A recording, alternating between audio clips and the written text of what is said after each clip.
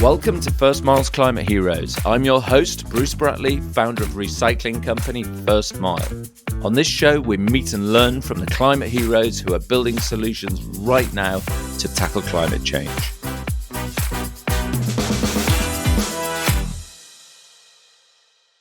Every year we throw away 4.5 million tonnes of perfectly good food with a total value of £14 billion. Bread and potatoes are the most wasted foods in the UK. And I just couldn't believe this fact when I looked it up for this episode. The UK throws away a staggering 20 million slices of bread every day. That's 1 million loaves a day. Thankfully, this waste is reducing, and there are many amazing companies reducing food waste with redistribution or to make new products. Louisa Ziane is co-founder of Toast Ale, where she's brewing up tangy tasting toast ale using waste bread. Louisa, welcome to First Mile Climate Heroes, and thank you for coming on the show. Thank you for having me, Bruce. Great to be here. Great to have you, thanks. So bread was first made in 8000 BC. Beer was first brewed in 4000 BC. Sliced bread was invented much later in 1928, and beer first canned in 1935. But it wasn't until 2015 that Toast Ale came along, blending these ideas and turning bread into beer and popping it into lovely recycled cans. What took you so long? Well, actually, humanity has been doing what we're doing for a very long time. So actually, those original recipes for beer used bread. So the ancient Mesopotamians used to bake the grains, which cracked those open, and then used natural yeast. They were fermented into a drink, which was probably more like an alcoholic porridge. You wouldn't recognise it if you ordered it in the pub today, but it was the very earliest beer. So we're just bringing back what we have been doing for many hundreds of years. So I suppose this old art just needed modernising and dragging into the modern era, and that's what Toast Ale is doing. Yeah, and I think actually, a lot of the solutions already exist. We didn't used to have the attitude that we have these days to wasting food. People really valued food. The technique of fermentation is like the oldest way that we have of preserving food, and we've been doing it for such a long time. But we've kind of lost this appreciation for how difficult it is to grow and produce our food, and kind of lost that attachment to both nature and the industry itself, and so just devalued it over time. I think it's really important that we don't necessarily need incredible new innovations all the time to solve the problem. Sometimes it is about looking back to how we did things before. And so how does it work then? Because it's obviously you're tackling this enormous issue of food waste, and it's just phenomenal how much food waste that we manage to waste, and that's food that can be consumed, not potato peelings and things like that. This is actually edible food that we seem to be very good at wasting in the West. So are you going around to people's houses and collecting the ends of the waste bread and the heels of people's bread? How does it work? Yeah, no, not quite. When we started the business, I did literally phone around a whole heap of bakeries in London to ask them if they had end-of-day surplus loaves that we could collect and use in the brew house. Now we actually work with much bigger bakeries and sandwich factories, and we take their surplus loaves, and also from the production line for the production of sandwiches, we take the heel end of the loaves that would otherwise not be used to make sandwiches. So it's bread is wasted at this industrial scale. And so for us to make it efficient from a business perspective, we're working with those bigger partners. But we do open source a recipe on our website. So if people have surplus bread at home, as well as turning it into croutons and bread pudding and other things that you can do, including ice cream, apparently, you can try home brewing and do that at home. So it's a weird cultural thing, isn't it? I mean, I know when we were children, we always used to get told to eat the crusts or the heel or the hoof. I think we used to call it the hoof or the heel, I can't remember, because it put hairs on our chest. But my sister definitely didn't ever look very enamoured by that sort of appeal. But we seem to have this sort of cultural problem with eating the end of a loaf of bread. Is that the same the world over, or is it just a sort of a UK thing that we can't seem to manage to eat the end of a loaf of bread? Oh, it's funny because when we talk to people, there are so many people that say, I eat the crust, I really enjoy the crust. And actually, it's the best part for some of the things you might want to use it for. But yeah, a lot of people don't. It kind of ends up either left in that bag of bread until the packaging is ready to be thrown away. And sometimes, people don't even manage to finish the entire loaf. And so it's not just the crust ends that are thrown away in people's homes, unfortunately. But yeah, we can freeze bread. We also offer other techniques to preserve it, such as once sourdough, for example, has dried out, you can just sprinkle it with a little bit of water. Essentially, when it goes hard, that's all that's happened. The water has left it. So sprinkle a bit of water and heat it, and it will bring it fully back to life.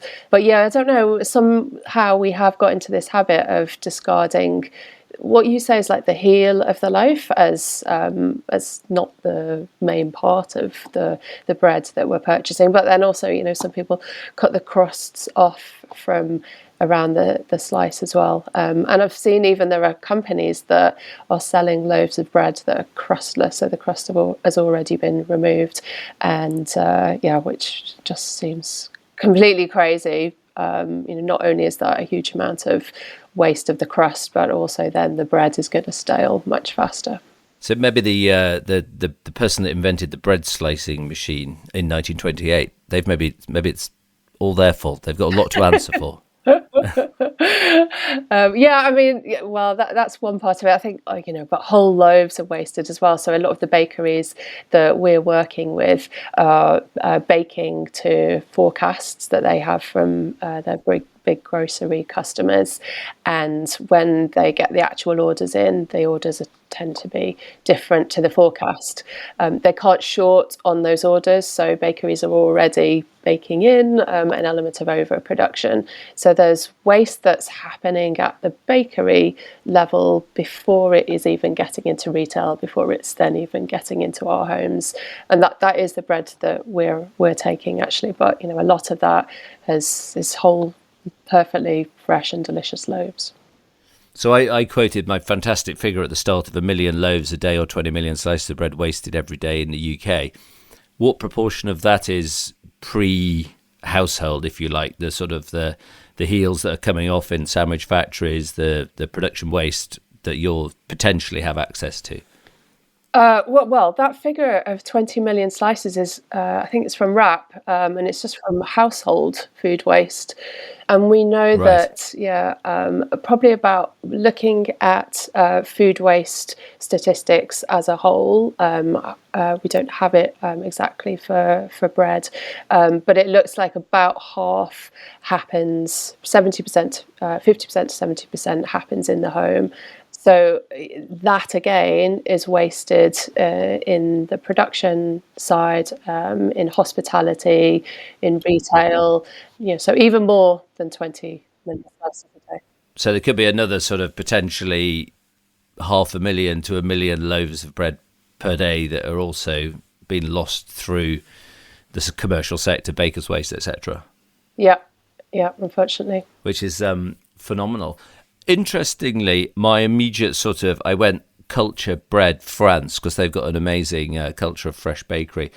Google, so it must be true, said that 15% of bread manufactured or baked in France was baker's waste, 15%. Does that sound like a lower number? And maybe, because I sort of, on the one hand, you think if you buy something uber fresh like a baguette, it's only got a shelf life of a day, but you are buying it fresh on a regular basis. And so maybe on the one hand, you might think there's more waste. On the other hand, you might think there's less because people are buying it to consume. Have you looked at that market at all? We haven't looked at France specifically, no. We're very focused in the UK at the moment anyway. But I think there is certainly something about the difference between small-scale bakeries and then large industrial bakeries. Small-scale bakeries are just a little bit more in touch with and also they're kind of baking for themselves and then selling directly to their customers. So they tend to be a little bit more in touch with directly with demand, and how that's affected by things as simple as the weather. That if it's raining, people won't go down to the bakery to pick up a loaf of bread. So they're able to then adapt, because also bread that's baked by those small bakeries, it's not just about the ingredients that are being wasted, and the cost associated with that. It's also the time of the baker and the love that those bakers are putting into every loaf. It is an artisanal craft to produce those loaves, and it pains bakers to have to throw their creations away at the end of the day. And we get back to beer and ale. What's your best selling ale, toast ale? What's the best seller? Our lager is definitely the most popular beer, and we have a low alcohol one at the moment as well, a low alcohol version of our lager that uses a lemongrass, so it's slightly more, I would say, delicious than some other low alcohol beers. Lots of a really nice flavour profile to it. So that's doing quite well at the moment, as we are currently in a drier period post-Christmas. Absolutely. And so, right, we've got toast lager. How many slices of bread in a pint of toast lager? It works out about a slice of bread per pint. So a slice of bread per pint. And then we have our big sandwich maker, let's say, taking off the heel as they pump out sandwiches for Marks and Spencer's or somebody. How does that slice of bread get into that delicious can or pint of lemongrass infused January low alcohol lager? So I said we work with bakeries and the sandwich industry. From the sandwich industry, the way it works is that they often actually are buying in loaves that are already made by other bakeries, and then those packaged loaves they end up at the beginning of a conveyor belt where there is a person that is loading the slices onto the belt, that then goes down the conveyor with other people adding ingredients before they're packaged up. And at that very beginning stage of the process, that person is segregating those crusts into a container to keep it separate at the beginning. Those slices are then packed up and then sent to our brewery partner. On the bakery side, it's just the whole loaves that are actually air dried in the bakery. So we're trying to take out a lot of the moisture that's baked into the bread, which makes it much more efficient from a brewing perspective. It helps to also preserve the bread for longer, so that we can store it and use it. So it's air dried at the bakery and then sent to our brewery partner. And then in the brew house, so typically to produce a beer, you would use malted barley, and that is the source of carbohydrates, the source of sugars for the beer. That is steeped in warm water in what's called a mash tun, and the sugars are released from typically the barley to create a really quite delicious, actually what they call a brewer's breakfast, a malty sweet drink. That liquid, what's called the wort, is then taken into another tank where it's boiled up with hops. The hops bring flavour, aroma, and also an element of preservatives as well. And then the resulting liquid from that goes through conditioning tanks and into a fermenter where the yeast is added, and the yeast then gobbles up all of those sugars that we've originally put in from the grain and produces carbon dioxide, so the bubbles in your beer, and alcohol. So all we're doing is replacing about 25% of the malted barley with surplus bread, so replacing one grain with another, wheat instead of barley, and getting out those sugars from the bread, which will ultimately become beer. As simple as that. That's amazing. So it's literally just swapping out one grain for another. Yeah, I mean, there's a little bit more technical considerations in there and a few challenges in the brew house because the bread does behave differently in the tank, and can cause a lot of headaches. But the basic concept is fairly simple. Basic concept. I was going to ask what the challenges were, because it's sort of like you've got something that's quite processed and perhaps a bit lively in a brew tank versus a sort of more grain that's closer to the field, and does that cause sort of different speeds of reaction and sort of problems in the process that you sort of have to try and keep a lid on? Yeah, so the main challenges are really accessing the sugars. And so within malted barley, there is an enzyme called amylase, which breaks down the complex carbohydrates into simple sugars. We still need to have that enzyme to break the sugars down. So we can't brew wholly with bread. And then, the other challenge, so there's that element of getting the efficiency from the brew process in terms of the sugars. The other aspect to bread is, and why we dry it at the bakery, is that it does otherwise kind of absorb water, and that means that you can end up with getting less liquid out of the process, so less beer. And so overall the efficiency of the brewing then is reduced, and can cause some real headaches for the brewers, where you end up with what's called a stuck mash, with the grain kind of clogging the systems, and some pretty heavy digging work required to get it out. So we've spent quite a long time perfecting the method of drying, even down to the specific size of the ultimate crumb that ends up going into the beer. Those are the main challenges for us. For bigger brewers, there are other challenges around like how you even add the bread to the tank. A lot of them have grain silos, and so there's adjustments that will be needed to the brew house to enable that to even just get into the tank in the first place. You're sounding like a master brewer. I'm definitely not the master brewer. We have Stuart Robson, who has 40 plus years experience in the sector, and I leave all of that to him. Brilliant. And this is probably a highly contentious question, but does wheat make better beer than barley, or is barley making better beer, or have you found the perfect symbiotic grain mix at toast? So a lot of brewers do use wheat as well. It helps with things like the head on the beer, but yeah, it's an art to getting that combination of barley and of the malted barley and the wheat from the bread correct, so that you are still getting all the lovely tastes from the malt as well. Malts are roasted to different specifications to give different flavours to the beer. So it's finding the right combination of the bread and the malt. And it's slightly different for each different beer style as well, so adapting that to suit the taste profile.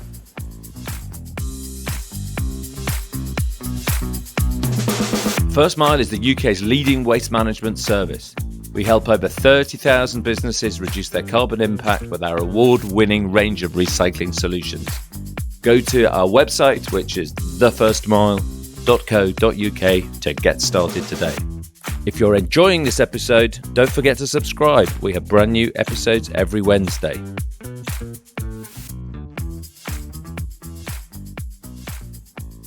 And then presumably you're taking out 25% of the barley intake from the process, and that means we've got a lower burden on land use, less impact from growing that barley in the first place. Yeah, exactly. Yeah. So for beer, barley is probably the biggest environmental impact from carbon perspective, but also, as you say, from a land and water perspective.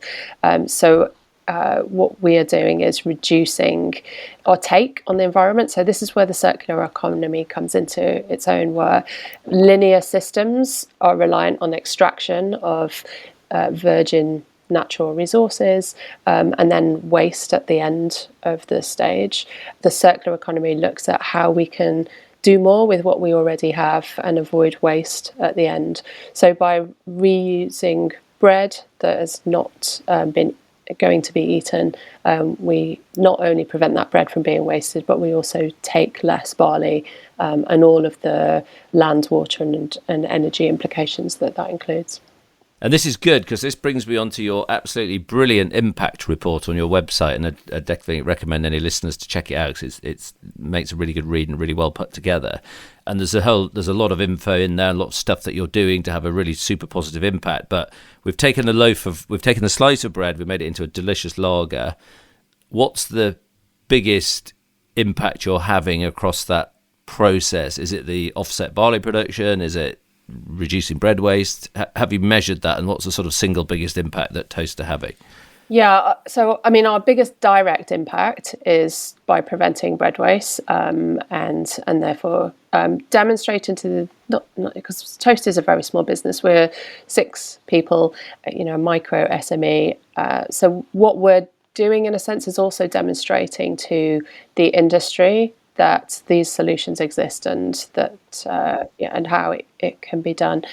So our direct impact is by preventing bread waste and reducing barley use, and then all of our profits go to charity as well. So using those profits to try to support systemic change.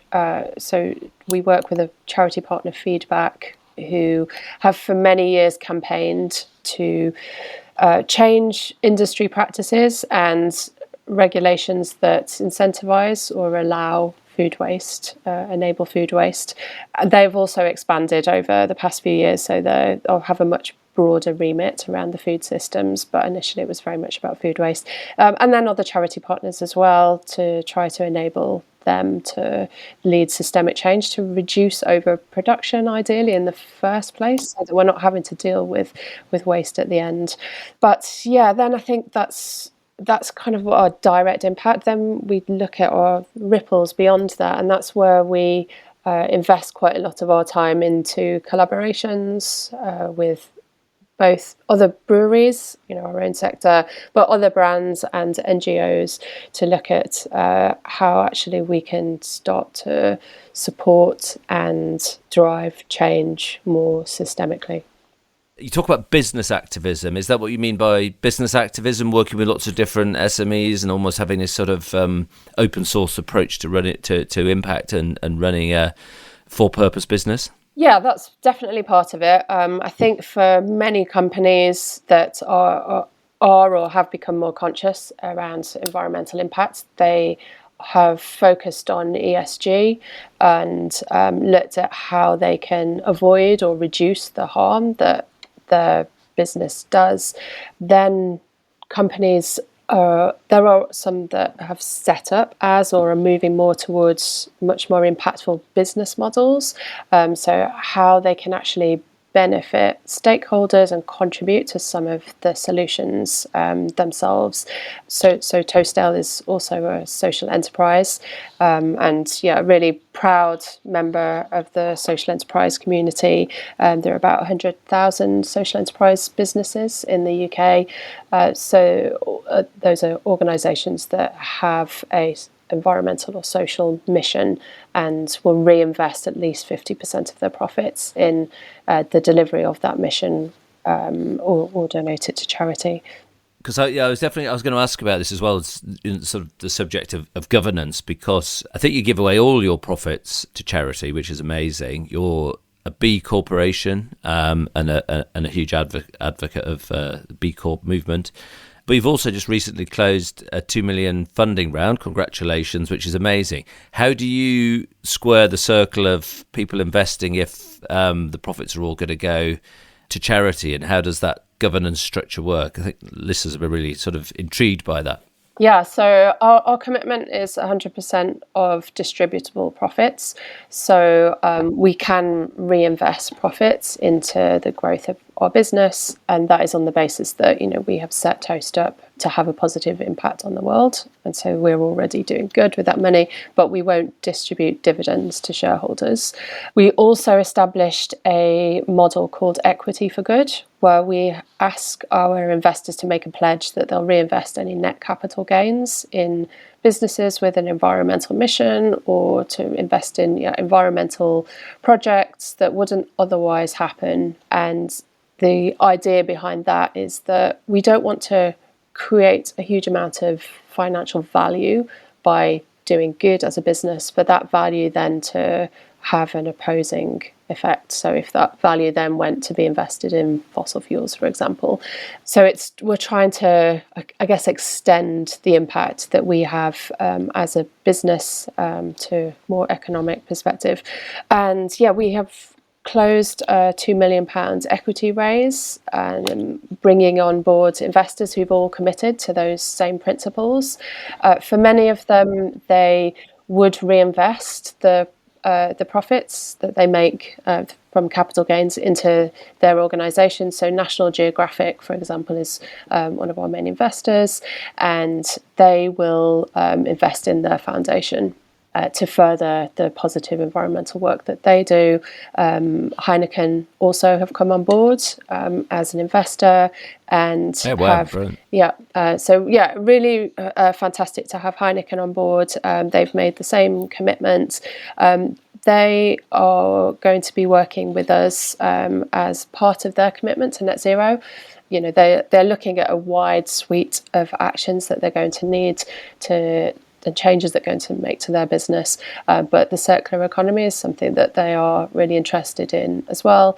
And so we want to be able to, as we always have with other breweries, to support them on their journey as well.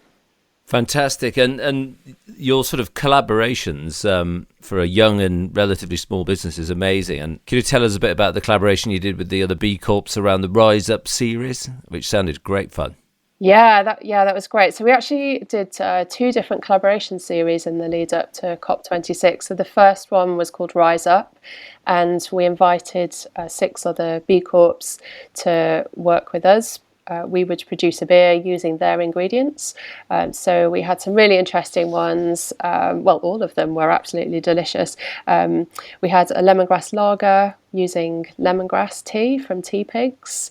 We had a chocolate stout using cocoa powder from Divine Chocolate.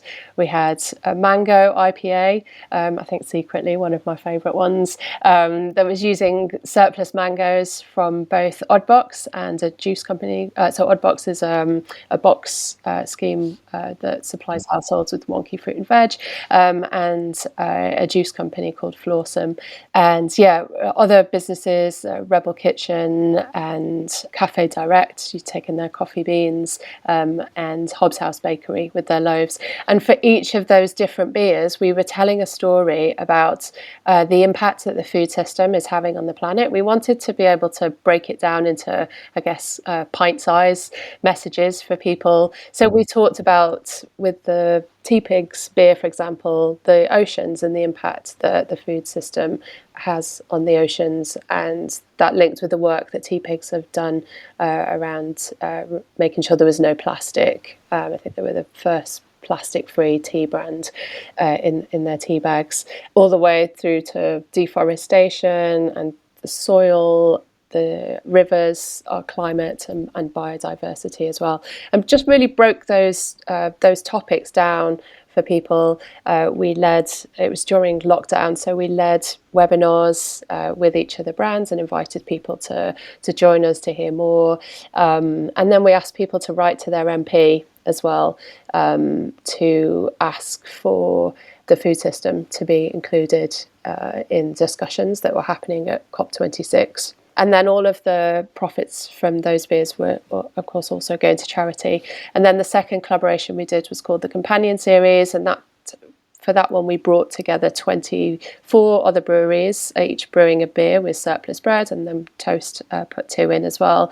And we supported all of those breweries to use the bread in their brew houses. It gave advice where needed on the recipes and the technicalities of the production side. And then together we all wrote an open letter that was published to leaders at meeting at COP to have a united voice. Even though we are competitors, the climate and nature crisis is bigger than all of us, and so it was really important that we came together and showed that we can put aside competitiveness and work together. Fantastic. And did you manage to get any Toast Ale up to Glasgow for COP or not? We did actually. I went up to COP and did a panel out on the fringes at Drygate Brewery, where there was a few events happening, and yeah, we had one of our lovely beers there. It was actually a beer that we had done with Business Declares and the CEE bill at the time, which, as it was called at the time, now the Climate and Ecology Bill, to raise awareness of those two campaigns. So yeah, our beers always have a story behind them. You must have a very heavy suitcase wherever you go, having to take them around. Yeah, that one might not have been taken by me. So Toast Ale, I mean, every time I think about the name, it's such a clever name, Toast Ale. Where did the name come from? It's just brilliant. Oh yeah. Well, we had like a team brainstorming session before we launched the business. We were actually going to call the business Companion at the beginning, which is from the Latin etymology of compan, which means with bread. It's literally somebody that you break bread with. But I felt that it was a little bit of a confusing message to have to explain to people the Latin meaning of the brand name. And Toast just has that lovely dual meaning of not only the ingredients in the beer, but also the positive story behind the brands, the need for us all to come together and have some enjoyment while we're tackling some of the biggest challenges that we face. So I'm always guilty of doing this, and I sort of remember about this time through the podcast that we've talked about Toast, which has been fantastic. But Louisa, we haven't heard a sentence about you. How on earth did you start being a wannabe micro brewer, changing the planet through Toast Ale? What was your story, and how did you get into this wonderful business? Oh, well, I started my career in financial services. I grew up in quite a low-income household. We didn't have a lot of money, and I went to university, did a law degree, and was kind of determined that I would be independently financially sustainable. So I went down this very traditional path of working in financial services. But I realised that my heart was just not in it. I took some time out and travelled around South America. I went out to do a charity project there in the forests of Ecuador, and then just kind of enjoyed my time traveling around, meeting people.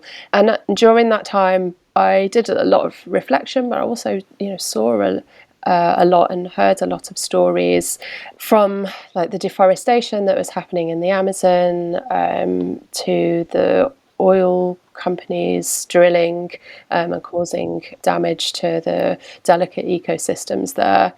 And it was a few years after Al Gore had released Inconvenient Truth, and I read an article in a magazine where they'd interviewed him, and he was talking about the role of business. And I just realised that actually I had developed all of these business skills, and that there was a way of using it for good. So when I came back, I did a master's in environmental decision making, and I joined the Carbon Trust as a consultant there, and worked with lots of really interesting big companies on great projects, from carbon policy and carbon footprinting. Like one of my last projects was actually going out to Mexico and helping the Mexican government there look at how they could better support SMEs to invest in energy efficiency. So really interesting work, but I felt like I wasn't really getting my teeth into the action of it. It was advising other people. And so after I had my kids, I was freelancing. I left Carbon Trust after my maternity and freelanced for a bit, and was working at Feedback, the charity, and with the founder Tristram Stewart. And Tristram had went out to Brussels and had met the Brussels Beer Project brewers, who had brewed a beer with surplus bread from their local bakery, and he'd spoken to them, and they'd offered to come and show us the recipe. Jamie Oliver's team had been in touch with Feedback about another project they were working on around food waste. And so we pitched the idea into his team, and it suddenly all happened. He wanted to come and see a brew happen. So Sebastian came over from Brussels. We found a brewery. As I said earlier, I found bakeries that would supply the bread, and we did a very quick production of our first beer of what has now become Toast. So it was a little bit of an accident to end up in the beer world, but I'm loving it. It wasn't some childhood dream to be a brewer. And so, I mean, you've come for a small business, a huge way since 2015, and the brand is really well known and had accolades across the sector. So congratulations. Looking to the future, what does success look like for Toast? What's the top of the mountain that we're all willing you forward to achieve? Well, we set ourselves a very, what we call a big, hairy, audacious goal when we set up of rescuing 1 billion slices or preventing 1 billion slices of bread from going to waste. I think when we maybe set that target, we hadn't realised how big the number 1 billion is. But we set it, and so we're sticking with it. No, it's a really good guiding principle for us. We so far have rescued just over 3 million slices. So really impactful, but a long way to go.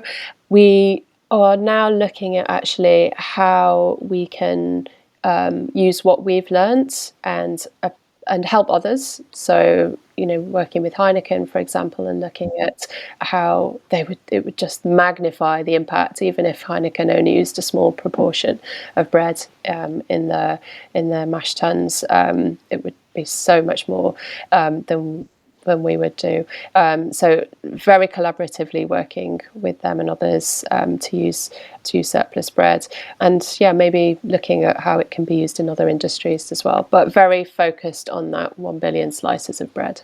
So for our millions of listeners, hello to you all. This is a great opportunity to plug the latest Toast Ale or Toast Initiative, or how do we get our listeners on board to support your mission? Immediately, we have our low alcohol lager out there for anybody that's not drinking during January or beyond. But otherwise, our beers are all widely available through Waitrose, Co-op, and lots of other great places, including our own web shop. The exciting thing that I'm working on at the moment is a taproom collaboration that we're doing with the coffee company Change Please. Change Please work to eliminate homelessness, supporting people in training and jobs, and then the profits also going to charities. So we're opening a space that will serve life-saving coffee by day and planet-saving beer by night. Hopefully March that will be open. So if you're in London, look out, follow us on Toast Ale on Instagram, and sign up to our newsletter if you want to keep in closer touch by going to our website toastale.com. And we would love to invite people down for the big opening party for that. Fantastic, sounds amazing. And then we have a couple of regular features, Louisa. One is our Climate Heroes Hall of Fame. If you could put one thing or person or thought into First Mile's Climate Heroes Hall of Fame, what or who would it be? I would love to put in a beer, obviously, but I'm going to go with something completely different. So there's a campaign that I really love called Make My Money Matter, and it's about getting people to green their pensions, which can be 21 times more effective than at cutting carbon, than stopping flying, going vegetarian, changing your energy provider. We have a lot of power to change the system by thinking about where our money is. That I would put that campaign there, and you can read about it over a beer. So you're allowed to have two things in the Hall of Fame, since one of them is a beer. So a lovely Toast Ale beer and Make My Money Matter. Fantastic. Our second regular feature is trying to encourage people to do little tiny things to change their habits for climate change. And what new habits should we adopt, and new little things that we can each take away and think about each day to help reduce our impact on the planet?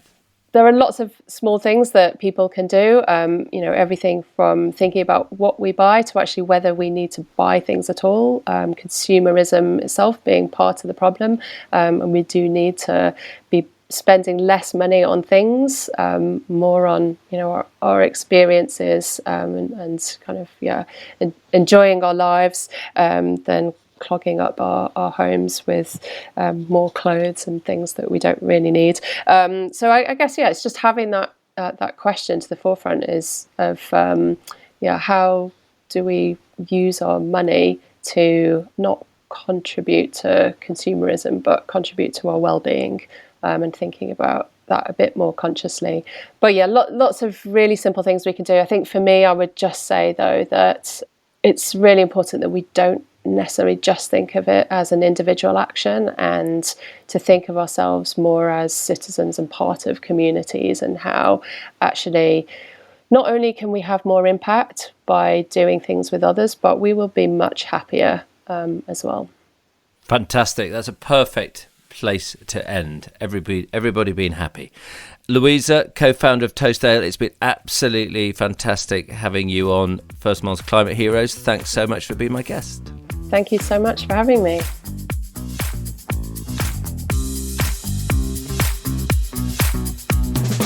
I'm Bruce Bratley, and you've been listening to First Miles Climate Heroes, where we meet incredible people making an impact to tackle climate change. If you've enjoyed this episode, leave us a review and subscribe to the show. We have brand new episodes every Wednesday.